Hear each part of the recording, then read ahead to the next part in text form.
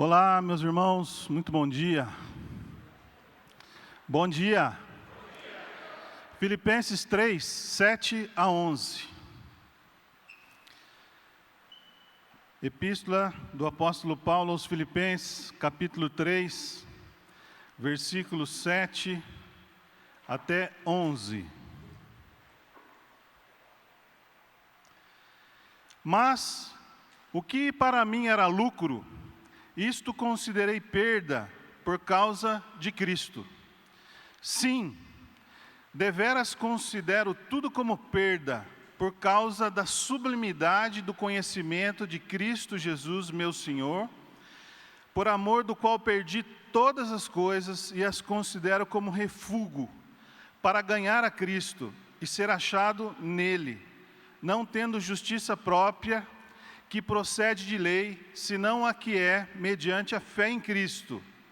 A justiça que procede de Deus, baseada na fé, para o conhecer e o poder da sua ressurreição e a comunhão dos seus sofrimentos, conformando-me com ele na sua morte, para que de algum modo alcançar a ressurreição dentre os mortos. Esse texto que eu escolhi, a partir do versículo 7, começa com a palavra mas. Mas, o que para mim era lucro, considerei perda por causa de Cristo. Na nossa língua portuguesa, o mas é uma conjunção adversativa, uma palavra que liga ideias opostas. No caso, o apóstolo Paulo estava falando de dois sistemas de valores diferentes, que ele experimentou na sua vida pessoal e espiritual. E ele chegou a essa comparação porque no começo do capítulo 3, ele advertiu os filipenses a se alegrarem no Senhor. Esse é o tema principal da carta, alegria no Senhor. E a tomarem alguns cuidados na igreja. O versículo 2 fala: acautelai-vos dos cães. Tomem cuidado com os maus obreiros. Acautelai-vos da falsa circuncisão. Cães era como os judeus chamavam os gentios, de modo pejorativo. E aqui Paulo usa a mesma palavra para os judeus, os judaizantes, que se diziam agora seguidores do caminho, pregavam, no entanto, que Cristo não era suficiente, sendo necessária a observância de algumas leis. Era preciso algo mais para que as pessoas fossem salvas. Esses judaizantes estavam dentro da igreja de Filipos. No caso, a circuncisão. A circuncisão é um corte no prepúcio do órgão genital do homem masculino, ao 8º dia de nascimento, conforme a aliança de Deus com Abraão, que está lá em Gênesis. Então, o objetivo dos cães, entre aspas, era tentar fazer as pessoas se sentirem espiritualmente inferiores a eles. Eram homens maldosos, homens perigosos, que exaltavam a si mesmos e não a Jesus. Manipulavam as pessoas de acordo com seus interesses. Nesse mesmo capítulo, Paulo fala que eles são inimigos da cruz, mercadejando a palavra, que tentavam se firmar atacando, fazendo acusações graves e mentirosas contra outros líderes, especialmente o Paulo.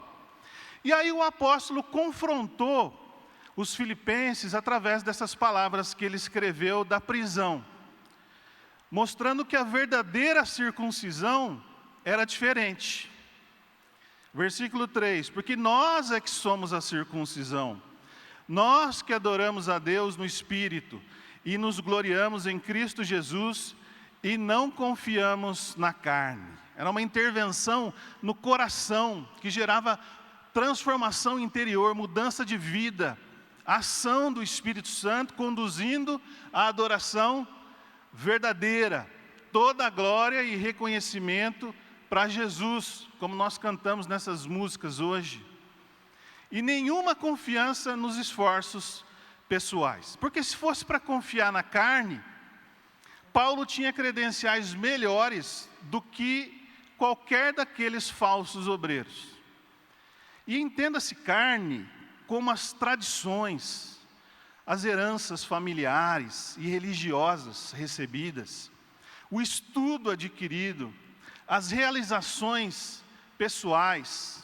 E ele diz a respeito de si mesmo: circuncidado ao 8º dia, da linhagem de Israel, da tribo de Benjamim, hebreu dos hebreus, quanto à lei fariseu, quanto ao zelo perseguidor da igreja, quanto à justiça que há na lei irrepreensível. Repararam no currículo do homem? Paulo cumpria todos os rituais da fé judaica. Nasceu no seio do povo escolhido, pertencia à elite, era circuncidado como todo menino deveria ser. Da tribo de Benjamim, Benjamim, o filho mais novo de Jacó e Raquel, ancestral de Saul, que foi o primeiro rei de Israel. A fronteira da tribo de Benjamim, ali estava Jerusalém, a terra prometida, a cidade santa. Hebreu dos hebreus, uma linhagem pura, educação ortodoxa. Fariseu, cumpria não só a Torá, como todas as tradições que foram agregadas. Zelava pelo que ele recebeu dos pais dele. Tornou-se até um perseguidor para afirmar seu próprio modo de tornar-se justo perante Deus. Irrepreensível, vivia com fidelidade os preceitos do Antigo Testamento. Nenhum judeu poderia ter conseguido mais quanto à devoção à sua herança ancestral. Isso tinha um imenso valor antes dele conhecer a Cristo. Era lucro, um privilégio, uma vantagem sobre outros, um saldo positivo, um diferencial. O destacava, colocava numa posição acima, num pedestal. E aí eu volto na palavra mas. Por iniciativa divina, Paulo teve um encontro que mudou sua vida e os seus valores. Jesus teve misericórdia dele e se revelou àquele homem no caminho de Damasco. Capítulo 9 de Atos. A ponto dele considerar todas essas credenciais que vimos como perda, fracasso, algo que ficou não só com valor neutro, mas negativo, prejudicial. Não dava mais para confiar em tais privilégios como base para a salvação e a aprovação divina. E a partir do versículo 8 e dos seguintes, Paulo explicou aos filipenses como é que ele iria procurar desenvolver novos valores morais e espirituais que na prática mostrariam mesmo que Cristo está em primeiro lugar. Que Cristo era o primeiro e as demais coisas consideradas como lixo. Vamos ler o versículo 8. Sim, deveras considero tudo como perda, por causa da sublimidade do conhecimento de Cristo Jesus, meu Senhor, por amor do qual perdi todas as coisas e as considero como refúgio. Em primeiro lugar, Paulo teve que reconhecer a derrota pessoal.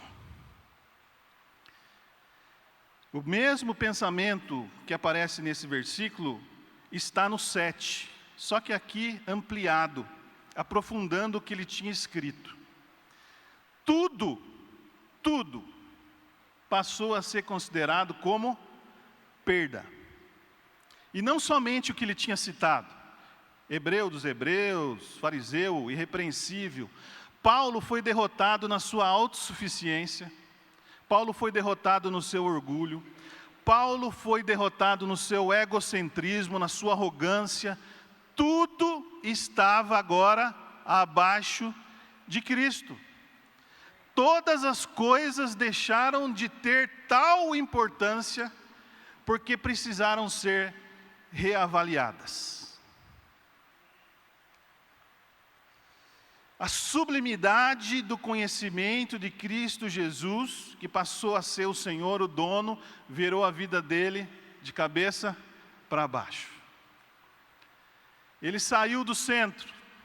Nós cantamos aqui, Jesus seja o centro do meu ser. Ele saiu. Ele foi empurrado. Jesus ajudou. Para deixar o Deus vivo, poderoso e presente reinar. Ele renunciou tudo que ele tinha valorizado e construído. E penso que também tenha sido deserdado pelos seus familiares, pelos seus amigos judeus, antigos companheiros, fariseus, por causa da fidelidade a Cristo. Uma das coisas que nós ensinamos aos missionários, principalmente os que vão sair fora do país, é que todas as suas conquistas não valem nada lá fora. Quando nós chegamos numa terra diferente, ninguém nos conhece. Os nossos títulos não têm significado nenhum. E nós aprendemos a depender totalmente de Deus. Quando nós fomos para Portugal, enviados para Portugal, eu, minha família, minha esposa, o Natan, que ontem fez 23 anos, tinha 3, e o Guilherme tinha 6 anos de idade. E quando nós estávamos lá sobrevoando o oceano, eu olhei para aquelas crianças, para minha esposa, e falei, o que eu estou fazendo aqui, meu Deus? Eu acabei de me recuperar de um acidente, quase morri.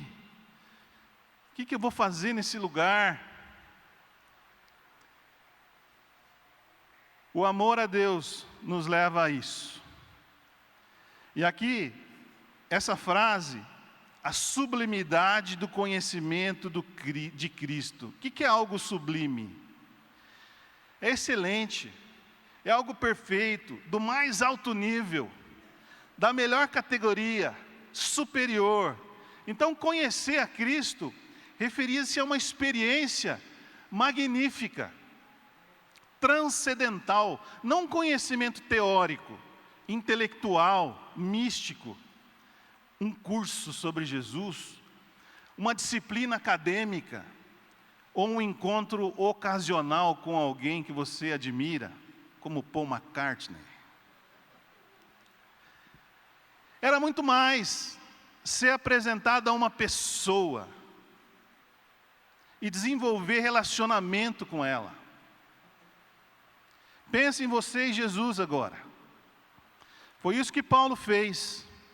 Convivência de compartilhar os planos, as preocupações, os medos da própria alma, questionamentos, dúvidas, sentimentos conflituosos, de falar e ouvir o Senhor. De beber da fonte do Mestre, desfrutar do conforto e segurança de quem ama de verdade. Aprender com a disciplina, muitas vezes que nós passamos, que é necessária para o crescimento. E por desejar essa amizade sólida com Cristo, é que todas as demais coisas foram consideradas por Paulo como refúgio, lixo, resto, sobra, escória, coisa desprezível, inútil, em algumas tradições, estrume. Ele reconheceu sua derrota pessoal. Eu trabalhei um tempo na televisão, como repórter, e aí eu fiz várias reportagens para os diferentes telejornais da emissora que eu trabalhava. Inclusive tinha uma que eu estava interagindo com o Léo Batista, que morreu essa semana na TV Globo, que era um dos meus ídolos do esporte, como jornalista. Perdi essa fita. Tudo Tudo que eu tinha gravado, e era bastante coisa, sumiu. Não sei onde está. Não tenho nem mais como contar para os meus filhos. Quando eu falo que eu trabalhei para eles na televisão, eles têm que acreditar pela fé. Eu não tenho mais provas. De vez em quando pipoca alguma coisa no YouTube, mas é difícil, né? E naquela época não se tinha esse costume. Então Paulo reconheceu a sua derrota pessoal e criou aversão a qualquer coisa que pudesse interferir na sublimidade do conhecimento de Jesus Cristo, que ele passou a chamar de meu Senhor. Versículo 8. Já no finalzinho desse versículo e também o 9. Por amor do qual perdi todas as coisas, e as considero como refúgio para ganhar a Cristo, e ser achado nele, não tendo justiça própria que procede de lei, senão a que é mediante a fé em Cristo, a justiça que procede de Deus, baseada na fé. Ganhar a Cristo e ser achado nele. Para ganhar a Cristo foi preciso Paulo perder, como nós vimos. O copo precisou ser totalmente esvaziado para que Saulo pudesse ser transformado em Paulo. Um servo humilde, amoroso, cristocêntrico, pelo enchimento do Espírito Santo. Já veio na cabeça de vocês aquela imagem que nós sempre tivemos aqui do copo cheio, né? Copo vazio, precisa esvaziar. O pastor Abílio usava bastante essa interação. Foi assim mesmo. Paulo precisou ser esvaziado. E sempre em suas palavras, Jesus procurou mostrar valores inversos aos que a sociedade daquela época e as tradições religiosas ensinavam. Aos que queriam ser seus seguidores, ele disse que era preciso abrir mão de tudo, renunciar para ser discípulo. Quem quisesse ser grande e ser o primeiro, devia ser o que servia, e servia a todos, não escolhendo a quem. Para salvar a vida, era preciso perdê-la por causa de Jesus, para poder encontrá-la. Essas são palavras de Cristo. Estão lá no Evangelho de Lucas, de Marcos, de Mateus. E Jesus ainda falou em João que o grão de trigo precisava morrer quando entrasse em contato com o solo, porque assim geraria vida, muito fruto. Ele morreu, Jesus morreu, e dele brotou vida para muitos em abundância. Paulo entendeu bem esses antagonismos, porque ele disse para os coríntios que Deus escolheu as coisas loucas do mundo para envergonhar os sábios, e escolheu as coisas fracas do mundo para envergonhar as fortes. Assim é o reino de Deus. Não é na nossa força, não é na nossa capacidade, mas é pela presença de Deus em nós. E temos que nos reconhecer necessitados da sua ação, da sua manifestação, do seu agir. E nesses versículos 8 e 9, o apóstolo citou não somente ganhar Cristo, mas ser achado nele, mostrando a importância do novo nascimento, do batismo que nos faz novas criaturas em Cristo. O Chan lembrou bem, vamos ter aqui no dia 4 de março, batismos ali, inaugurando aquele espaço, aquela vasca.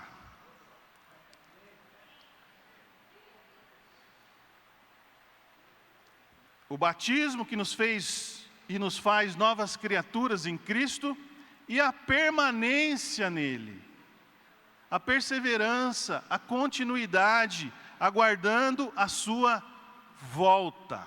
Então é ser achado nele, naquele grande dia. Isso só poderia se concretizar na visão de Paulo, se ele continuasse progressivamente vivendo em união com Cristo. E para atingir isso de bom grado, ele jogou fora todas as coisas, inclusive a justiça própria, que vinha da lei outrora tão valorizada. Era um peso do qual ele se desfez. E o alicerce da justiça própria do Paulo, a base em que ele confiava, entrou em colapso quando ele se viu diante de Jesus como o principal dos pecadores. Ele entendeu que foi o próprio Deus quem concedeu a sua justiça, Jesus, o justo, a justiça perfeita que vem pela fé. Esse é o meio único pelo qual nós, pecadores, nos apropriamos desse presente maravilhoso, que é recebido por graça divina, e não atingido pela lei e nem pelas coisas da lei. E aí vem o versículo 10. Para o conhecer e o poder da sua ressurreição e a comunhão dos seus sofrimentos, conformando-me com ele na sua morte. Conhecer a Cristo ainda mais. Paulo se reconhecia primeiro pecador, precisando da ajuda do Senhor. Depois, segundo ponto, perder para ganhar a Cristo e ser achado nele, continuar nele, até o dia da sua volta. E até que ele volte, aqui vem esse ponto também. Conhecer a Cristo ainda mais. Você está satisfeito com o seu relacionamento com Cristo e com o que você tem dele na sua vida? Paulo sabia que não tinha chegado lá ainda. E ele queria mais. E aqui ele fala de um modo tão profundo, e os seus desejos expressos nesse versículo mostram que ele queria explorar a totalidade desse relacionamento com Jesus. Esse era o seu anseio. A gente já viu sobre o conhecimento pessoal, que inclui a experiência de ser amado por Jesus, amá-lo e, por consequência, amar os irmãos também. Jesus é a pessoa em que estão ocultos todos os tesouros da sabedoria, do conhecimento, da ciência. Paulo escreveu isso aos Colossenses. Então, conhecê-lo é ter acesso a esses tesouros. E tal conhecimento envolvia experimentar, primeiro, que fala nesse versículo 10, o poder da sua ressurreição. Que grande poder de Deus, que trouxe à vida o que estava morto. Mas não só isso, o fez assentar à sua direita nos lugares celestiais. E todos quantos estão unidos pela fé ao Cristo ressurreto, têm acesso a esse poder. Pelo Espírito Santo morando, vivendo em nós. Para vencer, inclusive, as tentações de nos afastarmos dele, de Deus, da Trindade Santa, e levar uma vida de santidade, que agrade ao Senhor. Poder que foi manifestado através de Paulo, em tantos milagres. A ressurreição do jovem Eutico, um jovem que estava ouvindo a palavra cumprida do Paulo à noite, caiu, terceiro andar da janela, morreu, foi ressuscitado pelo poder de Deus, através de Paulo. Inúmeras curas de doentes, das mais diferentes formas, espíritos malignos expulsos. O versículo 10 de Filipenses 3 ainda citou: conhecer a comunhão dos seus sofrimentos. Então, olha, primeiro, poder da sua ressurreição, conhecer esse poder. Segundo, conhecer a comunhão dos seus sofrimentos. Mas não podia ficar só no poder. Por que tinha que entrar os sofrimentos? E quanto Cristo sofreu por nós, hein? Teve o seu corpo castigado, moído, traspassado pelas nossas transgressões, diz o texto de Isaías. Seria esse tipo de sofrimento que Paulo experimentaria? Quando Ananias foi encarregado de ir até Paulo e batizá-lo, Paulo cego ainda, por aquele encontro no caminho de Damasco, o Ananias ficou temeroso de encontrar o perseguidor da igreja.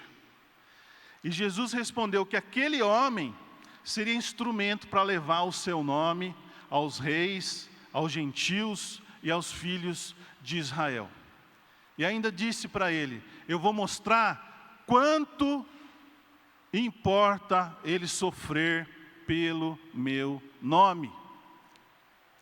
Foi açoitado várias vezes, foi fustigado com vara, tantas outras, apedrejado, sofreu naufrágios, cansaço, fome, jejuns, frio, nudez, além da preocupação com as igrejas que plantou. Ele contou isso aos irmãos de Corinto.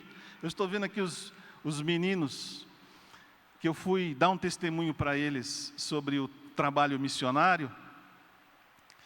E a hora que eu terminei, um deles perguntou assim: você ficou preso alguma vez? Falei: puxa, eu não fiquei preso.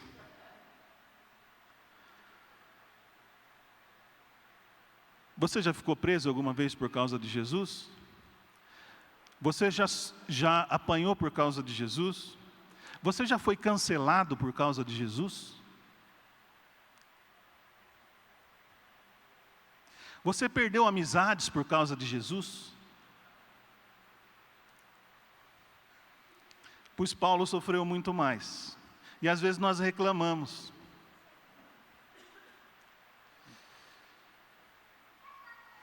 Partilhar o sofrimento, sofrer por Cristo, era entendido como um privilégio. Sofrer com Ele, sofrer por Ele. Aceitá-los dessa forma trazia glórias para Deus. E é interessante que aos Colossenses Paulo fala que ao absorver tantos sofrimentos quantos possíveis em si mesmo, ele poderia, quem sabe, diminuir as aflições dos seus irmãos e da igreja. Porque ele sabia o quanto ele tinha sido mau, um perseguidor contra aqueles que agora eram os seus irmãos.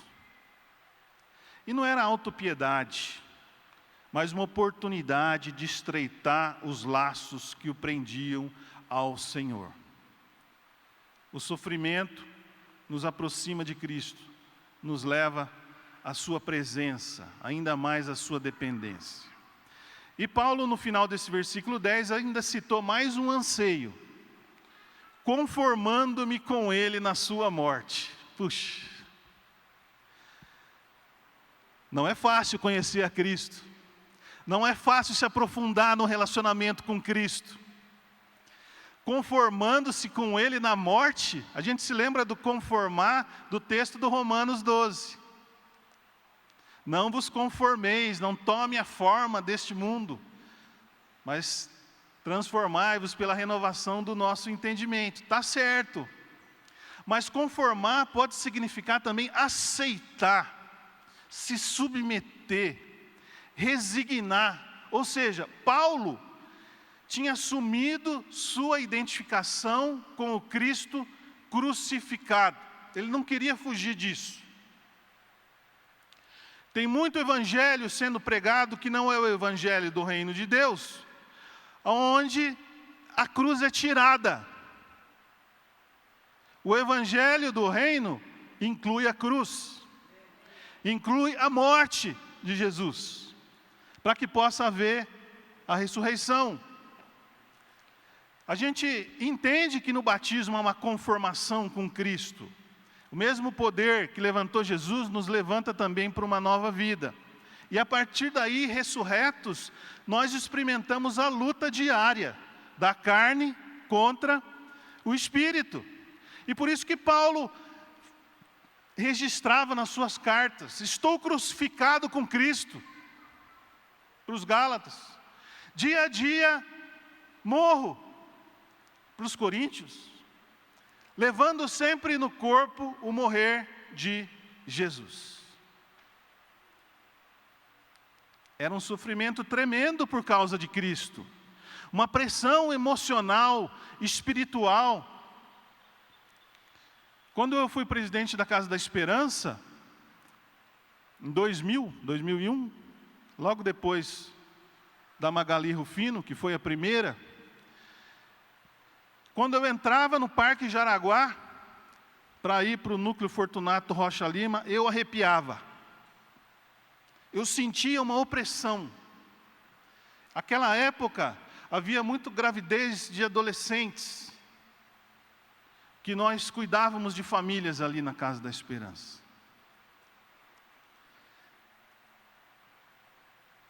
Essa opressão, Paulo estava ali preso, aguardando sua sentença, emocionalmente atingido. A morte física se aproximava, um martírio por amor a Cristo. Segundo a tradição, o apóstolo morreu decapitado, porque não era possível que um cidadão romano fosse crucificado. Não poderia ser no ano 64, a mando do imperador Nero. Por causa da comunhão com Cristo, ele conhecia o poder da vida e também estava pronto para enfrentar o sofrimento da morte. Se Deus te chamar hoje à tarde, nesses dias, será que você pode dizer: eu fiz tudo o que eu precisava fazer por Jesus?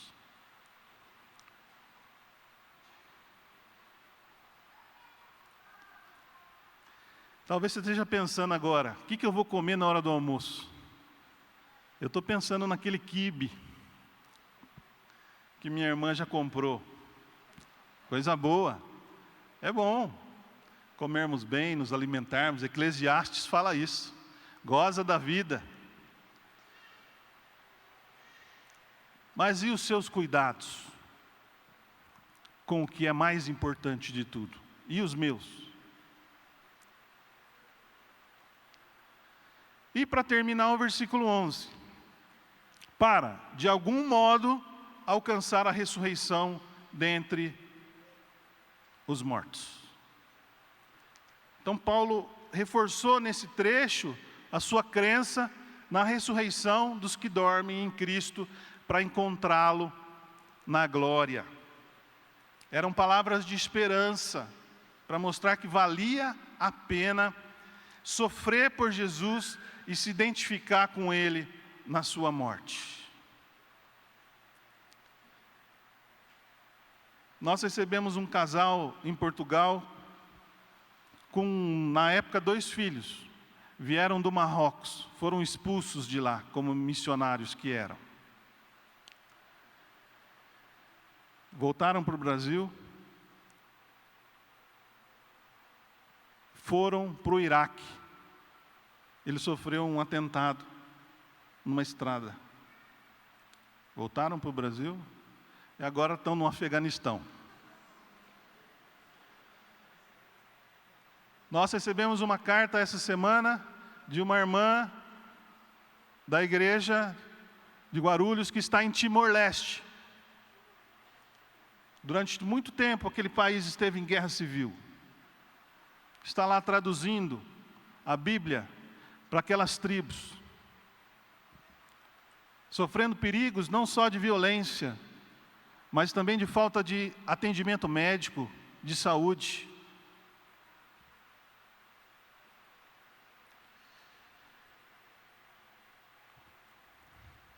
O apóstolo ansiava estar nessa festa, tanto que ele escreveu: de algum modo eu vou chegar lá. Eu vou chegar lá. E na carta aos Tessalonicenses ele explicou, né?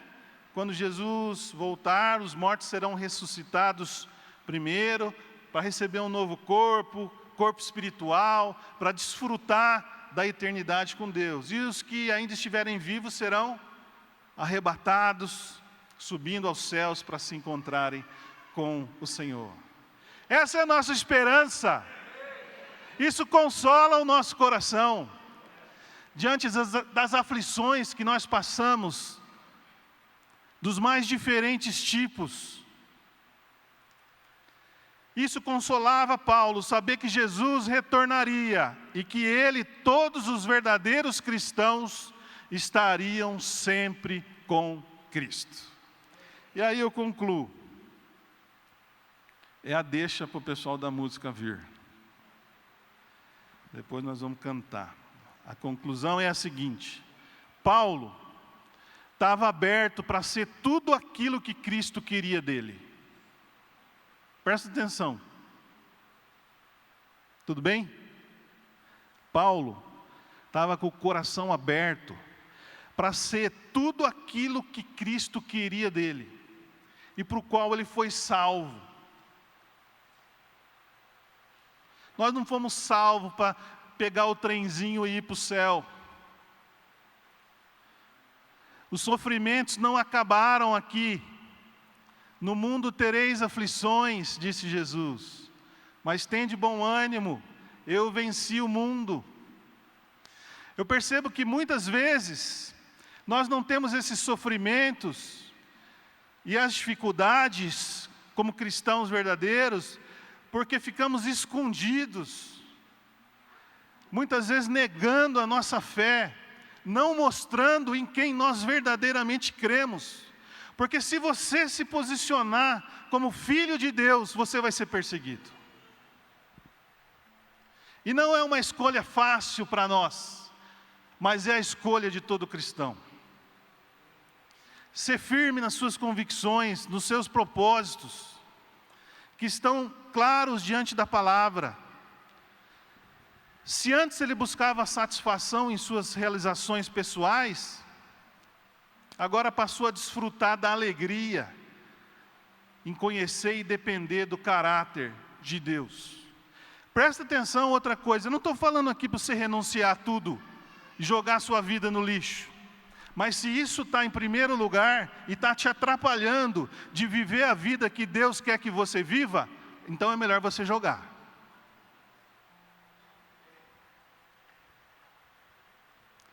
Se o teu título de doutor, disso, daquilo, se a tua empresa, se tudo isso, que é importante para a sobrevivência, está sobressaindo, e você já nem consulta mais a Deus, pense se isso está correto, diante da palavra que nós apresentamos aqui.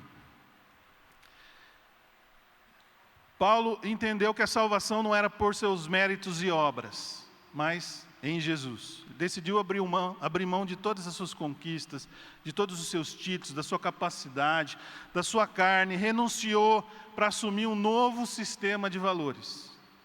Qual que era esse novo sistema de valores? O lucro era perda e o prejuízo, crédito. Você também não ouve isso em outros lugares. Porque é muito mais fácil pregar que você é um vencedor, que você nasceu para ser colocado no topo e não como cauda, que você tem que conquistar. Jesus não fala isso. E se Ele dá, é por sua graça e misericórdia. Reconheça a bondade dEle na sua vida. O desejo passou a ser ganhar Cristo e ser achado nele, conhecê-lo ainda mais, alcançar a ressurreição. Nesse sistema novo, não cabe mais mentiras, não cabem mais. Não dá mais para roubar. Nesse sistema novo, a preguiça não encaixa. Nesse sistema novo de valores, as fofocas têm que ser eliminadas. O tratamento dentro de casa, onde não há honra um para o outro, só há gritaria, confusão, isso não é sistema do reino de Deus. Falta de perdão, muito menos, egoísmo. Então, gente, A minha contabilidade espiritual e a sua depende de quais são os nossos valores hoje. Quais são os seus valores hoje? Que o Espírito Santo nos ajude a compreendermos essa reflexão e a tomarmos as atitudes certas, como nos ensinou nesse trecho simples o apóstolo Paulo. Deus abençoe a todos nós.